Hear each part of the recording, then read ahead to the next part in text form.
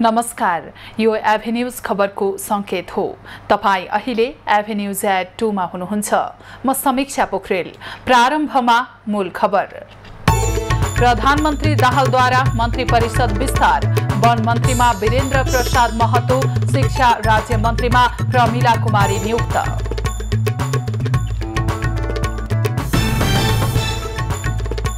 कामी रीता शेर्पाद्वारा 28औं पटक सगरमाथा आरोहण।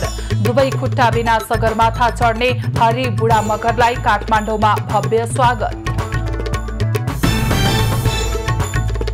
काठमाडौँ सरकारी वकिलको कार्यालय नक्कली शरणार्थी प्रकरणका आरोपीको अभियोग पत्र निर्माणमा। बिहीबारसम्म मुद्दा दर्ता हुने।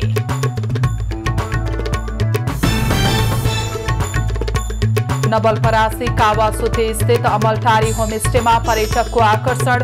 थारू र बोटे समुदायद्वारा 10 वर्षमा 1 लाख पाहुनाको स्वागत। र आइपीएल क्रिकेटको पहिलो क्वालिफायरमा आज बेलुका चेन्नई र गुजरात भिड्दै विजेताले फाइनल खेलमा स्थान बनाउने।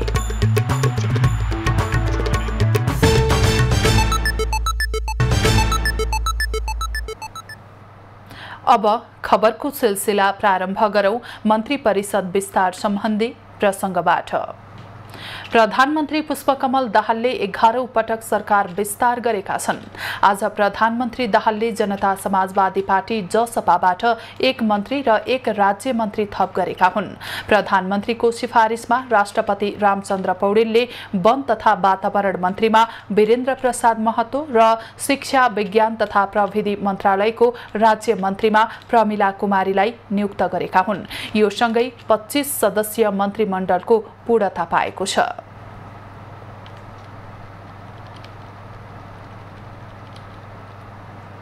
नेपाली आरोही कामी रीता शेर्पाले 28औं पटक विश्वको सर्वोच्च शिखर सगरमाथाको सफल आरोहण गरेका छन्। आज बिहान एकै याममा दोस्रो पटक सगरमाथा आरोहण गर्दै उनले सर्वाधिक सगरमाथा आरोहण गर्ने कीर्तिमान फेरि कायम गरेका हुन्। उनी बिहान 9:20 सगरमाथाको चुचुरोमा पुगेका हुन्। हिजो पासाङ दावा शेर्पाले 27औं पटक सगरमाथा चढेर कामी रीतासँगको कीर्तिमान बराबर गरेका थिए। पासाङ दावाले कीर्तिमान बराबर गरेको दोस्रो दिन नै आज बिहान कामी रीताले फेरि नयाँ कीर्तिमान कायम गरेका हुन्। 52 वर्षीय शेर्पाले गत शनिबार साँझ 26औं पटक सगरमाथाको आरोहण गरेका थिए। सोलुखुम्बुको थामेमा सन् 1970 मा जन्मिएका शेर्पाले 22 वर्षको उमेरदेखि हिमाल चढ्न थालेका हुन्। उनी पहिलो पटक सन् 1994 मा 24 वर्षको हुँदा सगरमाथा चुचुरोमा पुगेका थिए। कामी रीताले सन् 2018 देखि आफ्नै कीर्तिमान तोड्दै आएका छन्। सन् 2018 को मे महिनामा 22औं पटक सगरमाथा आरोहण गरेसँगै कामी रीताले आप्पा शेर्पाको रेकर्ड तोडेका थिए। सर्वोच्च शिखर सगरमाथाको सफल आरोहणपछि पूर्व ब्रिटिश गोर्खा सैनिक हरि बुढा मगरलाई आज काठमाडौँमा भव्य स्वागत गरिएको छ। त्रिभुवन विमानस्थलमा संस्कृति तथा पर्यटन मन्त्री सुदन किराती लगायत विभिन्न संघ संस्थाले स्वागत गरेका हुन्। बुढा मगर जेठ 5 सगरमाथाको चुचुरोमा पुगेका हुन्। पूर्व गोर्खा सैनिक बुढा मगर सगरमाथाको चुचुरो चुम्ने पहिलो घोडा माथिबाट दुवै अङ्ग विच्छेदन भएको व्यक्ति हुन्। उनले सो विषयमा विश्व कीर्तिमान समेत कायम गरेका छन्। उनले कृत्रिम खुट्टाको सहायताले सगरमाथा चढेका हुन्। रोल्पाको थबाङका बुढा मगरले अफगानिस्तानको लडाईँमा सन् 2010 मा आफ्ना दुवै खुट्टा गुमाएका थिए। यसअघि पनि उनले बुढा मगरले मोन्ट ब्लाङ्क, चुलु, किलिमन्जारो र मेरा पिक आरोहण गरिसकेका छन्। संघीय संसद प्रतिनिधि सभाको बैठक आज पनि जारी छ। आजको बैठकमा पनि सरकारको नीति तथा कार्यक्रममाथि छलफल भइरहेको हो। नीति तथा कार्यक्रममाथि छलफल आइतबारबाट सुरु भएको हो। नीति तथा कार्यक्रममाथि सांसदहरूले 2 दिनदेखि आफ्नो धारणा राखिरहेका छन्। प्रतिपक्षी दलसँगै सत्तारूढ सांसदहरूले नीति तथा कार्यक्रमको आलोचना गरिरहेका छन्। नीति तथा कार्यक्रममा छलफलका लागि 5 दिनको समय निर्धारण गरिएको छ। छ। छलफल सकिएपछि प्रधानमन्त्री दाहालले त्यसमा जवाफ दिने तारिका छ। प्रधानमन्त्रीले जवाफ दिएपछि नीति तथा कार्यक्रमकै आधारमा सरकारले जेठ 15 गते बजेट ल्याउनेछ। राष्ट्रपति रामचन्द्र पौडेलले शुक्रबार संघीय संसदको दुवै सदनको संयुक्त बैठकमा आर्थिक वर्ष 2080-81 को वार्षिक नीति तथा कार्यक्रम प्रस्तुत गरेका थिए।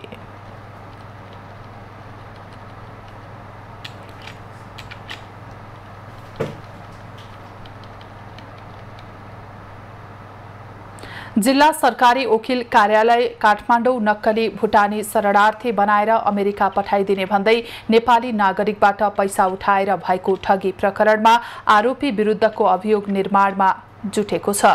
प्रहरीले सोमबार अनुसन्धान प्रतिवेदन बुझाएपछि कार्यालय अभियोग पत्र निर्माणमा जुटेको हो। अभियोग पत्र तयार पार्न जिल्ला सरकारी वकिल कार्यालयका प्रमुख अच्युतमणि न्यौपाने मातहत 8 जना जुटेका छन्। आज दिनभरमा अभियोग पत्र लेख्न सक्ने कार्यालयको तयारी छ। प्रहरीले हालसम्म 33 जनालाई प्रतिवादी बनाउन सकिने भनी अनुसन्धान प्रतिवेदन पेश गरेको छ। पक्राउ परेका 16, फरार रहेका 14 र 3 जना फरार का साथै उनीहरूको बतन खुलेको छैन। फरार रहेका व्यक्तिहरूलाई प्रतिवादी बनाउनु पर्ने र अदालतबाट म्याद जारी गर्दै हाजिर गराएर मुद्दा अघि बढाउन सकिने प्रहरी प्रतिवेदनमा उल्लेख छ।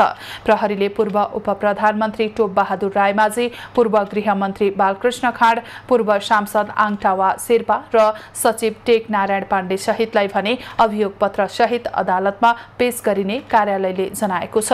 निर्धारित 61 दिनभित्रै अभियोग दर्ता गर्ने कार्यालयले जनाएको छ। अनुसन्धान प्रतिवेदन अध्ययन भइरहेको र प्रतिवादी कति व्यक्तिलाई बनाएर जिल्ला अदालतमा पेश गर्ने भन्ने टुङ्गो लाग्न बाँकी छ।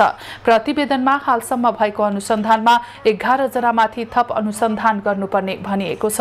8 जना विरुद्ध प्रमाण नदेखिएको र 3 जनाको बतन नै खुल्न नसकेको तथा उनीहरूको फरार भएकाले पक्राउ पनि गर्न नसकिएको दावी प्रहरीको छ। अभियुक्तहरूले प्रहरीसँगको बयानमा तत्कालीन गृहमन्त्री रामबहादुर थापा, उनकी पत्नी नैनकला थापा, पूर्व गृह सचिव द्वय प्रेम कुमार राई र महेश्वर न्यौपानेको पनि नाम लिएको, तर उनीहरूका विरुद्ध थप प्रमाण जुट्न नसकेको प्रतिवेदनमा उल्लेख छ।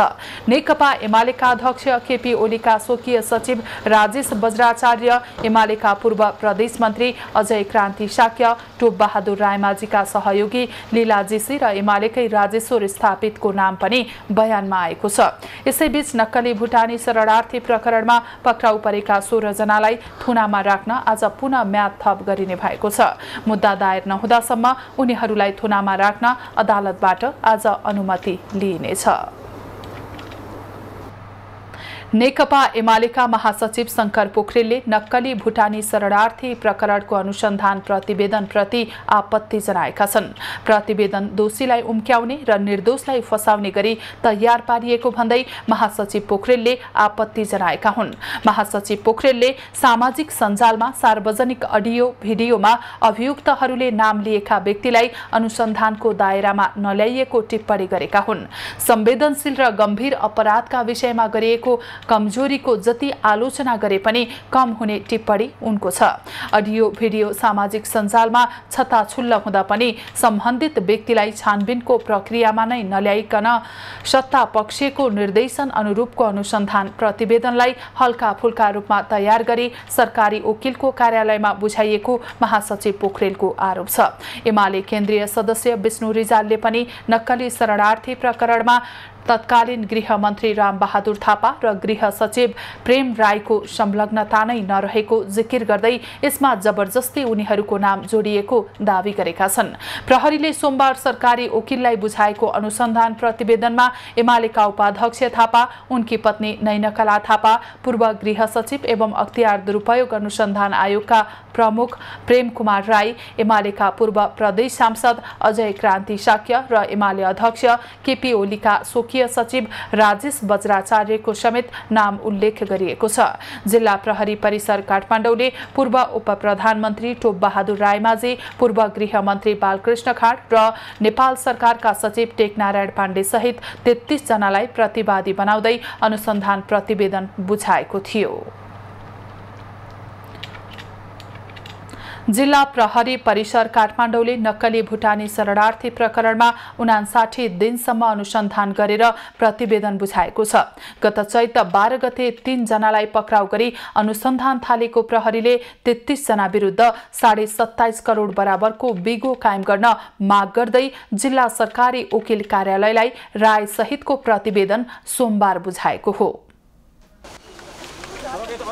नक्कली भुटानी शरणार्थी प्रकरणमा अनुसन्धान गरिरहेको नेपाल प्रहरीले 33 जना विरुद्ध 27.5 करोड बराबरको बिगो कायम गर्न माग गरेको छ।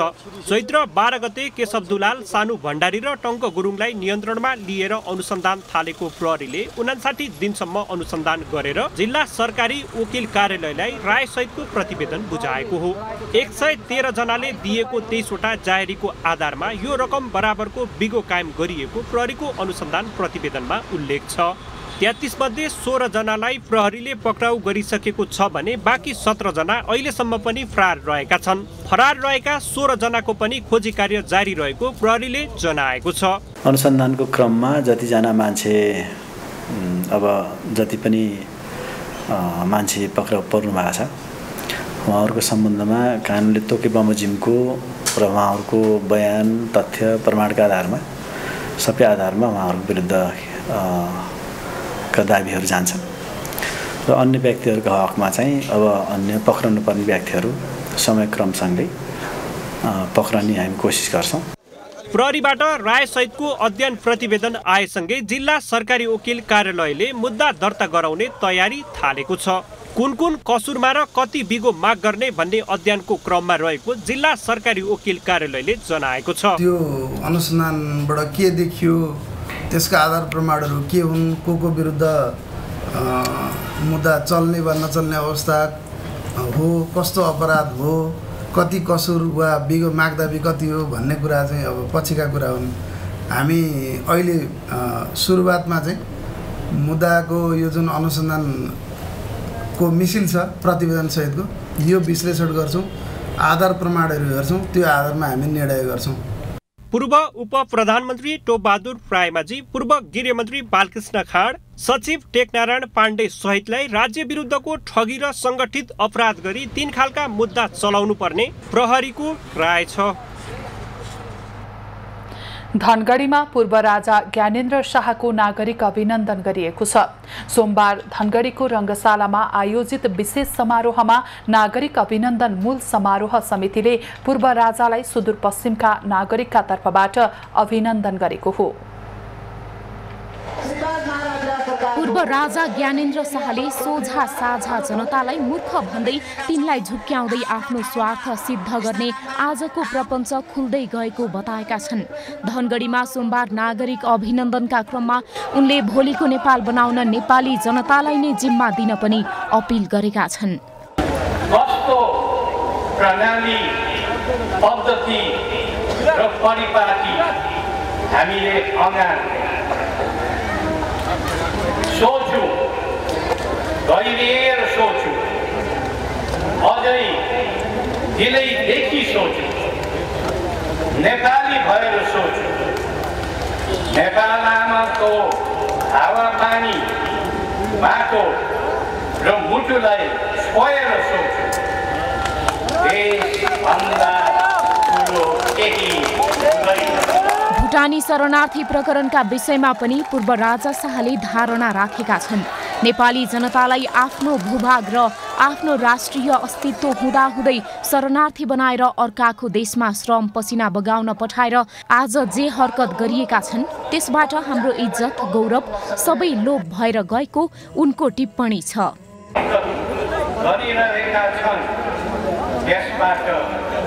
हाम्रो इज्जत, गौरव सबै लोप भएर गएको छ। पूर्व राजा शाहले देशभित्रै बसौं, देशमै पसिना बगाउँ र आफ्नो पौरखले आफ्नै देश सपारौं भन्ने भावना हराउँदै गएको भन्दै चिन्ता समेत प्रकट गरेका छन्।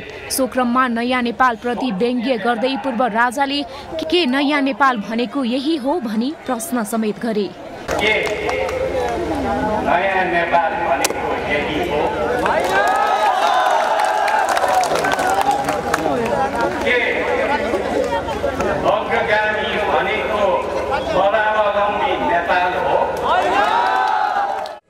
नेपालको दारुण दृश्य देख्दा सबैको आँखा रसाउँदै गएको उल्लेख गर्दै पूर्व राजा शाहले आजको युग विकास र प्रविधिको भएको तथा आफ्नै स्रोत साधन, आफ्नै सामर्थ्य र आफ्नै स्वतन्त्र सत्ताद्वारा नेपालीले आफ्नो युगानुकूल उन्नति चाहेको बताए। आफ्नो युगानुकूल उन्नति चाहन्छ, त्यसैले सोच्ने बेला अब कुन के कस्तो राष्ट्रिय दृष्टिकोण हामीले लिने। अहिलेको अवस्थालाई नदेखेको र नबुझेको जस्तो गरेर कुरा बटारेर अरूलाई अल्मल्याएर र निषेध गरेर अनि कोठेर ओठे जवाफ फर्काएर नेपाल र नेपालीको भाष्य नसप्रने पनि पूर्व राजाले स्पष्ट पारेका छन्। आजको तत्काल अवस्थालाई नदेखेको र नबुझेको जस्तो गरेर कुरा बटारेर अरूलाई अल्मल्याएर र निषेध गरेर अनि कोठे र ओठे जवाफ फर्काए। पूर्व राजा शाहले अब कुन के कस्तो राष्ट्रिय दृष्टिकोण हामीले लिने, कस्तो प्रणाली पद्धति र परिपाटी हामीले अँगाल्ने भन्ने नेपाली भएर दिलदेखि गहिरिएर सोच्नुपर्ने पनि बताए। भोलिको सुन्दर सपनालाई साकार र विपना बनाउन नेपाली मत, मान्यता तथा मनोभावना अनुसार नेपाली जनतालाई नै जिम्मा दिनुपर्ने पनि सम्बोधनका क्रममा पूर्व राजाले बताए। धनगढी रङ्गशालामा आयोजित अभिनन्दन कार्यक्रममा सुदूरपश्चिम जिल्लाबाट सयौं सर्वसाधारण सहभागी भएका थिए। शाह भारतको उत्तर प्रदेशको भ्रमण सकेर अभिनन्दनमा सहभागी भएका हुन्। यसअघि उनको नेपालगञ्जमा नागरिक अभिनन्दन गरिएको थियो। मध्य प्रदेशका सरकारवालाहरूले स्पष्ट नीति बनाएर बजेट कार्यान्वयन गर्नुपर्नेमा जोड दिएका छन्। सोमबार मध्य प्रदेशको वीरगञ्जमा एभेन्यूज खबरले गरेको अन्तर्क्रिया कार्यक्रममा सहभागीहरूले कृषि, उद्योग र पर्यटन क्षेत्रलाई विशेष प्राथमिकतामा राखेर बजेट विनियोजन गर्न सरकारको ध्यान आकर्षण गराएका हुन्। एभेन्यूज खबरको बृहत बजेट बहस कार्यक्रममा सहभागीहरूले वीरगञ्जलाई औद्योगिक नगरीको रूपमा घोषणा गर्न माग गरेका छन्। सोमबार मध्य प्रदेशको वीरगञ्जमा एभेन्यूज खबरले गरेको अन्तर्क्रिया कार्यक्रममा सहभागीहरूले उद्योग, कृषि र पर्यटनलाई उच्च प्राथमिकतामा राखेर बजेट विनियोजन गर्न माग गरेका हुन्। कार्यक्रममा मध्य प्रदेशका आर्थिक मामिला तथा योजना मन्त्री सञ्जय कुमार यादवले मध्य प्रदेशलाई संघीय सरकारले अन्याय गरेको आरोप लगाए। सरकारले दिएको अनुदानको आधार पनि नमिलेको बताउँदै जनसङ्ख्या, भौगोलिकता र मानव विकास सूचाङ्कलाई प्राथमिकतामा राखेर समान ढङ्गले बजेट विनियोजन हुनुपर्ने उनको भनाइ छ। हामीले के भन्यौं भने त्यो बजेट विनियोजन गर्दा कमसे कम जनसङ्ख्यालाई प्रमुख आधार मानेर जनसङ्ख्यालाई 70% स्कोरिङमा राखेर अर्को चाहिँ भौगोलिकतालाई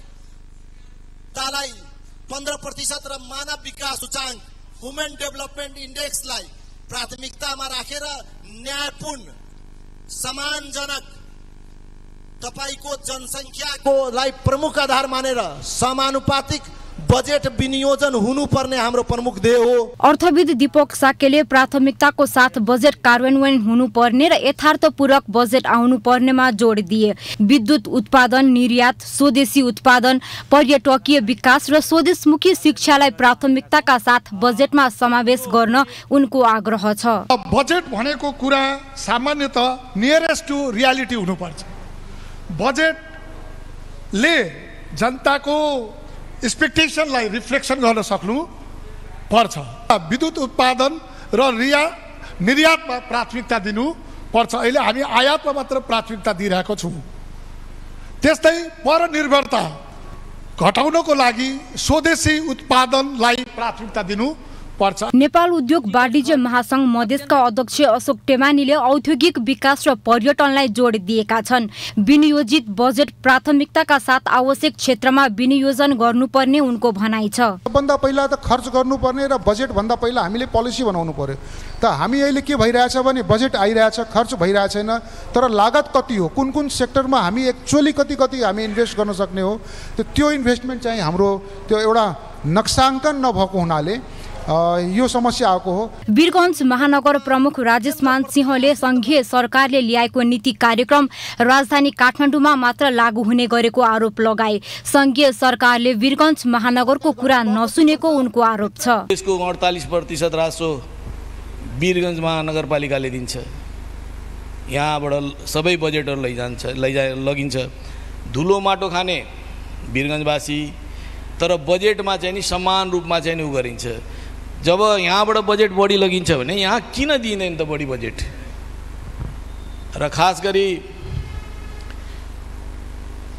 जुन सङ्घीय सरकारको पनि जुन नीति छ त्यो सँगसँगै काठमाडौँसँगै मात्र लाग्यो। कार्यक्रममा सहभागी सरकारवालाले वीरगञ्जलाई धार्मिक पर्यटन क्षेत्र र व्यावसायिक पर्यटन हब बनाउन खोजेको तर सङ्घीय सरकारको सहयोग नभएको बताए।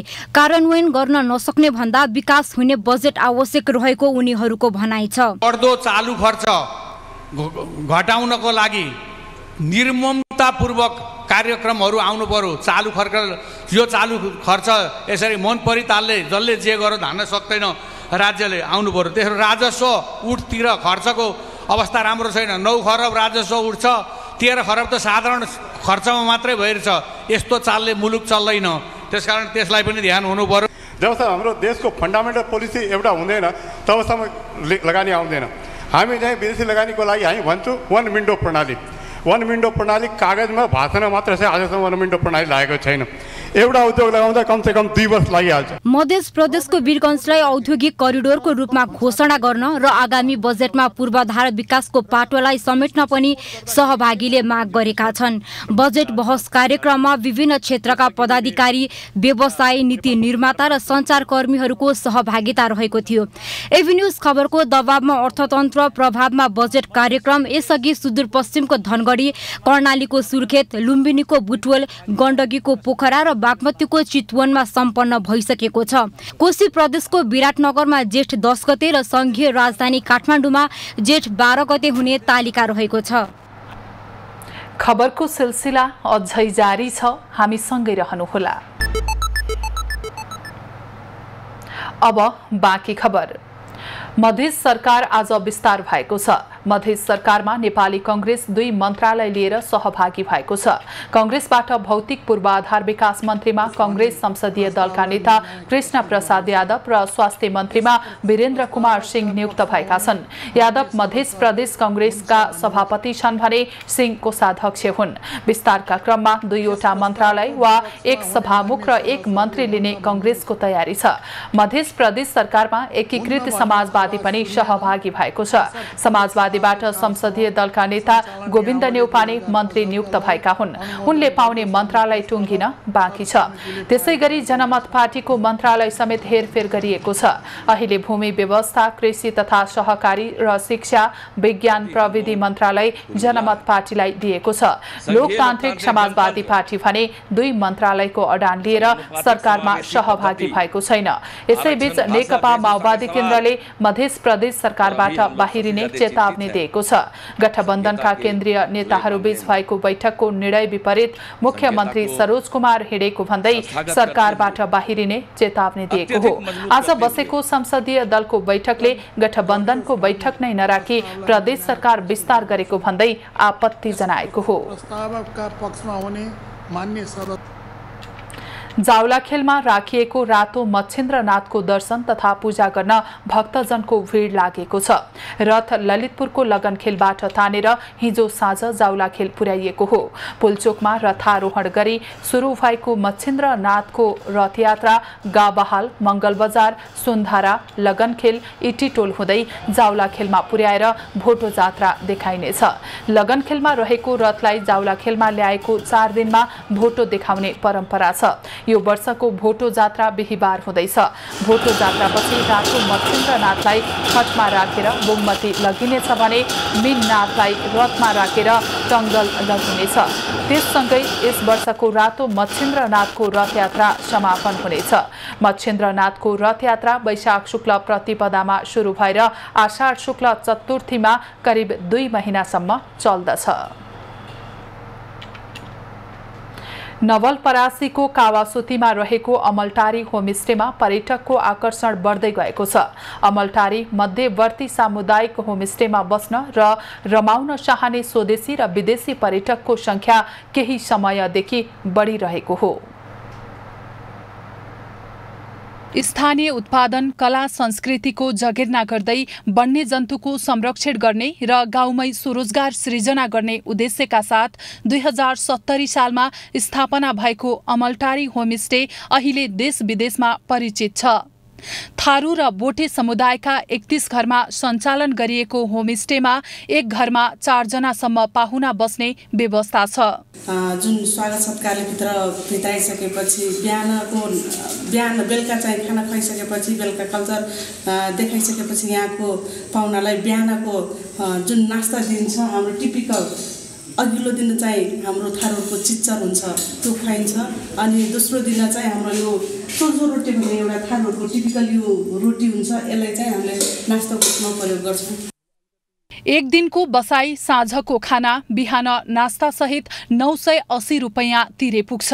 होमस्टेमा पुग्नेका लागि स्थानीय परिवारदेखि थारू र बोटे संस्कृति समेत देखाउने गरिन्छ। एउटा घरमा 4 जना हो अनि होमस्टे प्लस होटलहरु छ गरेर सबै गरेर 300 जना पाहुना स्टे हुन्छ यहाँ एक नाइटमा। प्याकेज छ यहाँको होमस्टेमा। त बेलुकाको बसाई अनि बेलुका मासु खाने बिहानको यो ब्रेकफास्ट गरेर 900 प्याकेजमा हजुर 980। होमस्टे नजिकैको धान मकै तरकारी खेतीको हरियालीले यहाँको वातावरण निकै मनमोहक रहेको यहाँ पुग्ने पर्यटक बताउँछन्।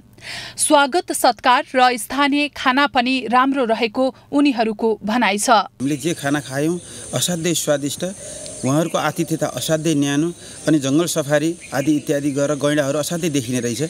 गैंडाहरू हेरेर गर्दाखेरि हामी असाध्यै आनन्दको अनुभूति भयो र बिहानभन्दा साँझ असाध्यै शीतल फेरि इन्भाइरोमेन्ट खुल्ला खेतीपाती यहाँको अर्गानिक खानाहरूले चाहिँ मन चाहिँ लोभ्या।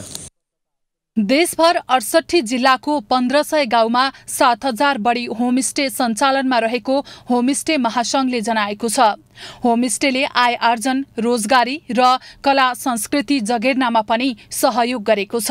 यहाँको स्थानीय थारू समुदायको थारू कल्चर, बोटे समुदायको कल्चर र यहाँको विशेष गरेर यहाँको वन र वन्यजन्तुहरूलाई संरक्षण गरी र यहाँको दिगो जीविकोपार्जनको लागि एउटा युवाहरूले कन्सेप्ट ल्याएर यसलाई अगाडि बढाएका छौँ।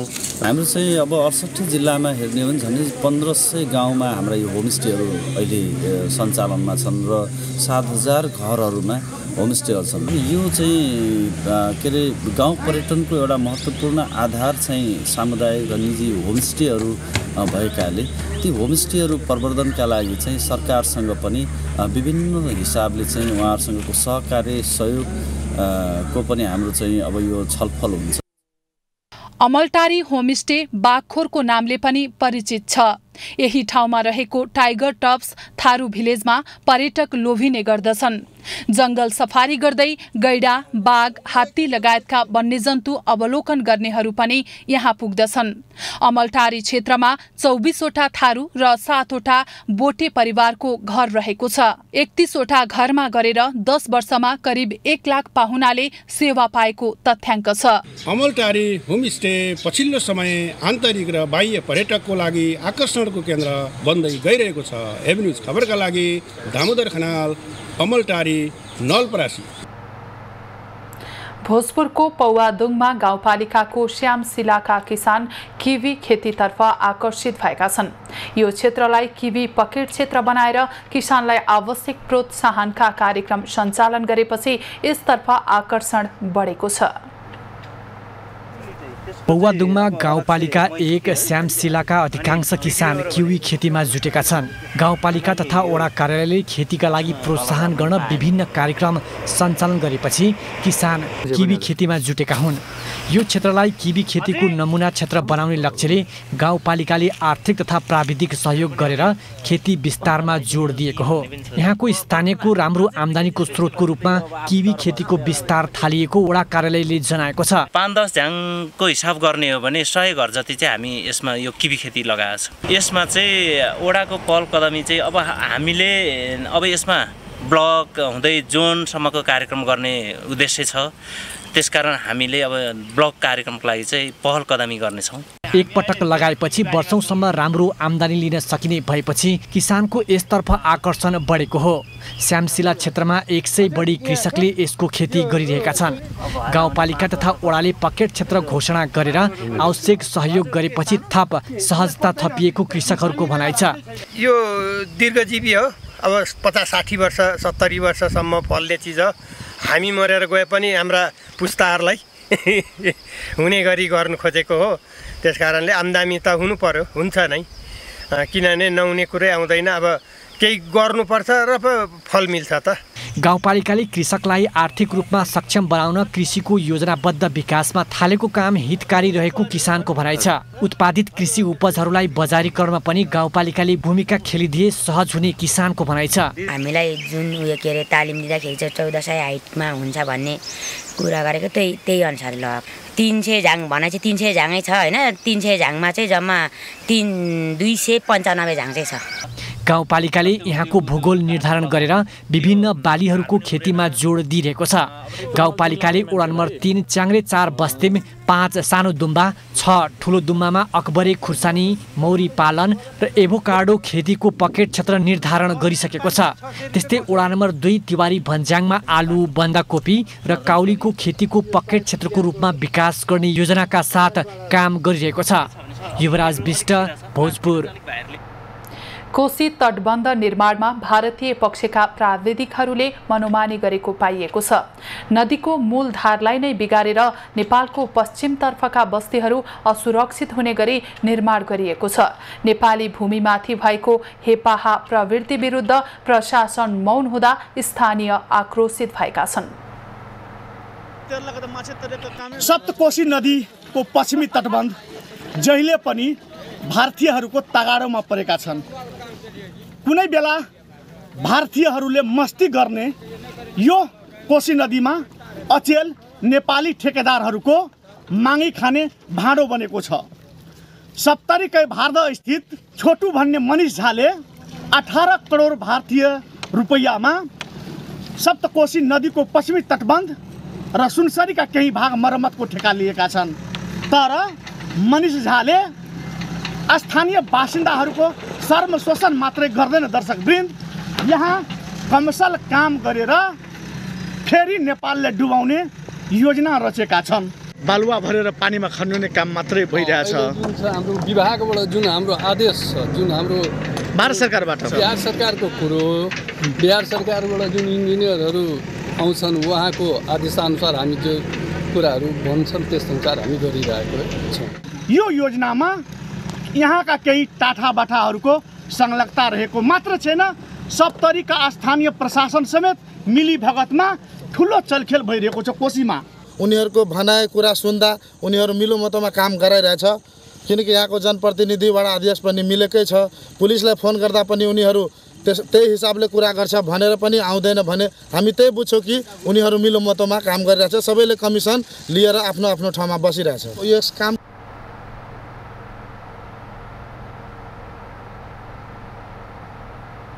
खबरको सिलसिला अझै जारी छ, हामीसँगै रहनुहोला।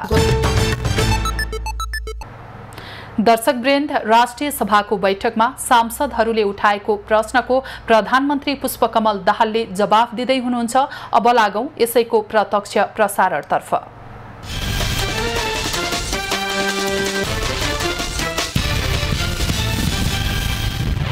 रुस युक्रेन बीचको युद्ध र त्यसबाट सृजित प्रतिकूलताले अर्थतन्त्रलाई सन्तुलनमा राख्न पुनः केही जटिलता निम्त्याएको कुरा हामी सबैलाई जानकारीमा नै छ। इन्धन, खाद्यान्न लगायतका वस्तुको अन्तर्राष्ट्रिय स्तरमै भएको अप्रत्याशित मूल्य वृद्धि र आपूर्ति श्रृङ्खलामा उत्पन्न असहजता यसका ज्वलन्त उदाहरणहरू हुन्। अहिले विश्व अर्थतन्त्र नै मन्दीतिर अगाडि बढिरहेको सन्दर्भ पनि यस क्रममा विचारणीय छ। अर्थतन्त्रका विभिन्न चुनौतीहरूलाई सम्बोधन गर्न आर्थिक पुनरुत्थान र पुनः सबलीकरणका कार्यक्रमलाई प्राथमिकताका साथ अगाडि बढाइएको छ। अर्थतन्त्रको पुनः संरचनालाई उच्च प्राथमिकतामा राख्दै विशेष गरेर कृषि, उद्योग तथा सेवा क्षेत्रलाई सन्तुलित तवरले अगाडि बढाउने कुरालाई जोड दिएको छ र उत्पादन र उत्पादकत्व अभिवृद्धि तथा रोजगारी सृजना गरी स्वावलम्बी अर्थतन्त्र निर्माण गर्ने सोच यस कार्यक्रमको चुरो कुरा रहेको छ। यस कार्यक्रमको आत्मा भन्न सकिन्छ। प्रस्तुत नीति तथा कार्यक्रमले वित्तीय, मौद्रिक तथा अन्य क्षेत्रगत नीति तथा कार्यक्रमहरूको सामञ्जस्यपूर्ण तरिकाले कार्यान्वयन गरी समष्टिगत आर्थिक स्थायित्व कायम गर्न जोड दिइएको छ। नीति तथा कार्यक्रमको कार्यान्वयनमा मानव विकास सूचकाङ्कमा पछि परेका कर्णाली प्रदेश, सुदूरपश्चिम प्रदेश र मध्य प्रदेशलाई विशेष प्राथमिकतामा राखी तदनुरूप स्रोत साधनलाई परिचालन गर्ने कुरालाई महत्त्वको साथ उल्लेख गरिएको छ। मान्य सदस्यहरूले मधेसलाई अलि विभेद गरिएको हो कि भनेको कुरा नीति कार्यक्रमका सन्दर्भमा सत्य होइन। सुदूरपश्चिम, कर्णाली र मधेस तीनटा प्रदेशलाई विशेष प्रदेशको रूपमा राखेर अब बजेट निर्माण गर्दा, साधन स्रोतको वितरण गर्दा त्यसैको आधारमा गरिने विश्वास म दिलाउन चाहन्छु। राष्ट्रिय आयको वितरणलाई समन्वयिक बनाउने कुरालाई जोड दिइएको छ। यसमा दिगो विकासका लक्ष्यहरूको मूल मर्म कोही पनि पछि नछुटुनलाई पूर्ण रूपमा आत्मसात गरिएको छ। दीर्घकालीन महत्त्वका नीति कार्यक्रम र ठूला बहुवर्षीय आयोजनाहरू एउटा सरकारको कार्यकालमा सुरु भए तापनि सरकारको निरन्तरताको सिद्धान्त अनुसार अर्को सरकारले त्यसको स्वामित्व लिएर अगाडि बढाउनु पर्ने हुन्छ नै। यस्ता विषयमा राजनीतिक आग्रह या पूर्वाग्रह राखेर हटाउने वा कटौती गर्ने भन्ने प्रश्न उठ्नै सक्दैन। राष्ट्रको स्रोत खर्चेर कार्यान्वयन गरिने विकास आयोजनाहरूलाई कुनै राजनीतिक दल वा व्यक्ति विशेषसँग मात्र आबद्ध गरेर हेर्न मिल्दैन पनि। ती राष्ट्रका आयोजना र कार्यक्रम हुन्। त्यसैले विगतदेखि सञ्चालित राष्ट्रपति वा प्रधानमन्त्रीका नामसँग जोडिएका कृषि, शिक्षा, स्वास्थ्य, महिला तथा रोजगार क्षेत्रका कार्यक्रमलाई निरन्तरता दिइएको र तिनलाई अझ केन्द्रित र परिणाममुखी र प्रभावकारी बनाउने संरचनाको खोजी भइरहेको कुरा पनि म जानकारी गराउन चाहन्छु। प्रस्तुत नीति तथा कार्यक्रमले मूलतः राष्ट्रिय महत्त्वका तथा देशलाई दीर्घकालीन रूपमा प्रभावित गर्ने विषयहरूलाई प्राथमिकताका साथ समेट्ने प्रयास गरेको छ। विगतदेखि सञ्चालनमा रहेका बहुवर्षीय र राष्ट्रिय प्राथमिकताका आयोजनाहरूलाई दीर्घकालीन रूपमा लाभान्वित तुल्याउने सबै आयोजना तथा कार्यक्रमलाई आगामी वर्षमा पनि निरन्तरता दिइनेछ।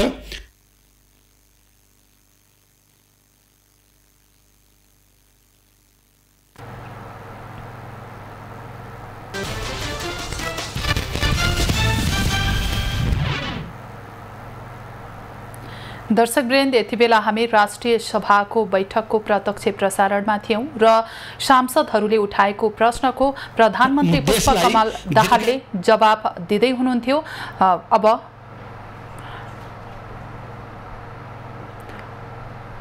अब फेरि पनि हामी सोही तर्फ लाग्दैछौं। एनसीसी काभा अन्तर्राष्ट्रिय महिला भलिबल प्रतियोगिताको दोस्रो खेलमा नेपालले आज बांग्लादेशसँग खेल्दैछ। नेपाल र बांग्लादेश बीचको खेल दिउँसो 3 बजे राष्ट्रिय खेलकुद परिषद राखेपको कबड हलमा सुरु हुनेछ। नेपाल आज लगातार दोस्रो जित निकाल्ने योजनामा रहेको छ।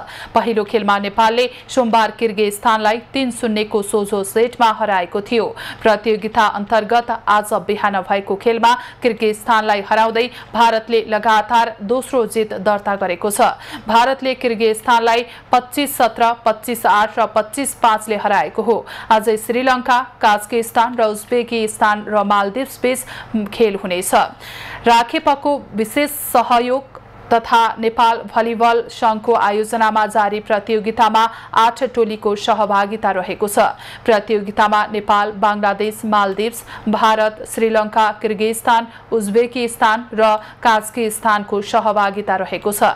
समूह ए मा घरेलु टोली नेपाल सहित भारत, बांग्लादेश र किर्गिस्तान छन्। समूह बी मा श्रीलङ्का, मालदिव्स, काजाकिस्तान र उज्बेकिस्तान रहेका छन्। राउन्ड रोबिन लीग पछि शीर्ष 2 टोलीले सेमिफाइनलमा प्रतिस्पर्धा गर्नेछन्। आईसीसी विश्वकप छनौटका लागि नेपाली क्रिकेट टोलीले आजबाट प्रशिक्षण थाल्दैछ। नेपाल क्रिकेट संज्ञानले जिम्बाब्वेमा हुने छनौटका लागि नेपालको 22 सदस्यीय प्रारम्भिक टोलीको घोषणा गरिसकेको छ। विश्वकप छनौट प्रतियोगितामा 10 देशको सहभागिता रहेको छ। सहभागी 10 टोलीलाई 2 समूहमा विभाजन गरिनेछ। विश्वकप सुपर लिगमा पुछारको 5 मा रहेका Sri Lanka, West Indies, Zimbabwe, Ireland र नेदरल्यान्ड्सले विश्वकप छनौटमा स्थान पक्का गरेका छन्। 13 देश सहभागी सुपर लिगबाट आयोजक भारत, पाकिस्तान, अस्ट्रेलिया, न्युजिल्यान्ड, बांग्लादेश, दक्षिण अफ्रिका, इङ्ल्यान्ड र अफगानिस्तान सिधा विश्वकपका लागि छनौट भइसकेका छन्। विश्वकप छनौटमा लिग 2 बाट नेपाल, स्कटल्यान्ड र ओमानले स्थान बनाएका छन्। त्यस्तै विश्वकप प्लेअफ क्वालिफायरबाट अमेरिका र युएई शीर्ष 2 मा रहँदै विश्वकप छनौटमा पुगेका छन्। अब पालो खास खबरको। बझाङको सुरमा गाउँपालिकाको यार्सा संकलन क्षेत्र धानसेरी हिमालमा हिमपहिरोमा परेका 3 जनाको शव फेला परेको छ। हिमपहिरोमा पुरिएका सुरमाका राम कोइरा बोहरा, जय पृथ्वी, किर्मिता धामी र जामती धामी मृत अवस्थामा भेटिएका हुन्। घाइते बाबजी बोहरा र आकाश धामीको जिल्ला अस्पतालमा उपचार भइरहेको छ।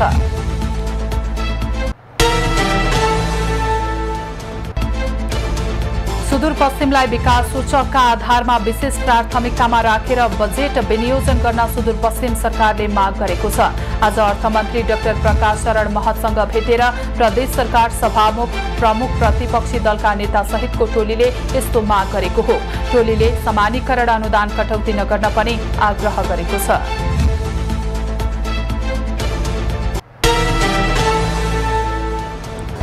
सुनको मूल्य आज तोलामा 800 रुपैयाँले घटेको छ। नेपाल सुनचाँदी व्यवसायी महासंघका अनुसार आज छापावाल सुन प्रति तोला 1,09,200 र तेजाबी सुनको मूल्य 1,08,700 रुपैयाँमा कारोबार भइरहेको छ।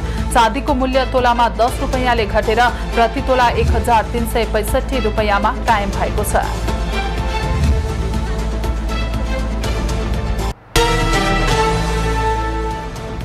नेपाल प्रहरीका 22 जना प्रहरी उपरीक्षक एसपीको सरुवा भएको छ। नायब उपरीक्षकबाट उपरीक्षकमा बढुवा भएका 22 जनाको आज पदस्थापन गरिएको हो। सोमबार दर्जानी चिन्ह लगाएका एसपीहरूलाई विभिन्न रिक्त पदमा खटाइएको प्रहरी प्रधान कार्यालयले जनाएको छ।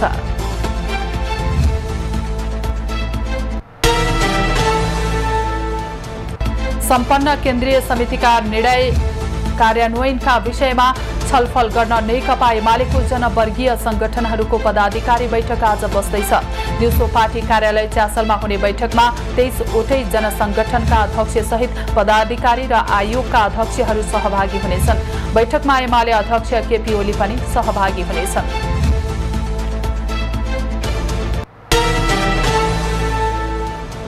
मकवानपुरको भीमफेदी कारागारका 35 कैदीबन्दीलाई झाडापखाला संक्रमण भएको छ।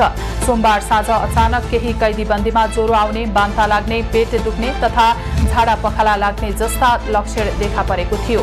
सुरुमा 1 जनाबाट सुरु भएको झाडापखाला संक्रमण बिस्तारै अन्य संक्रमण हुँदै आएको कारागारले जनाएको छ।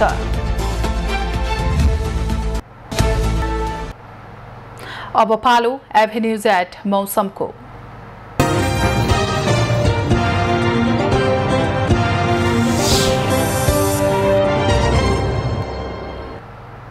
हाल कोशी प्रदेश लगायत देशको पहाडी भूभागमा आंशिक बदली रही बाँकी भूभागमा मौसम सामान्यतया सफा रहेको छ।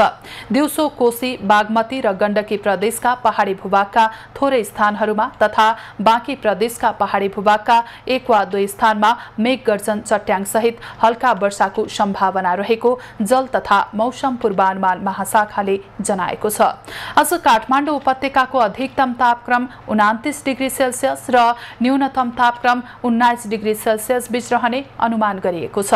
आज सूर्योदय बिहान 5 बजेर 11 मिनेटमा भयो भने सूर्यास्त साँझ 6 बजेर 50 मिनेटमा हुनेछ। आज देशभरको मौसम कस्तो रहला त हेरौं देशका विभिन्न स्थानको अनुमानित मौसमी अवस्था।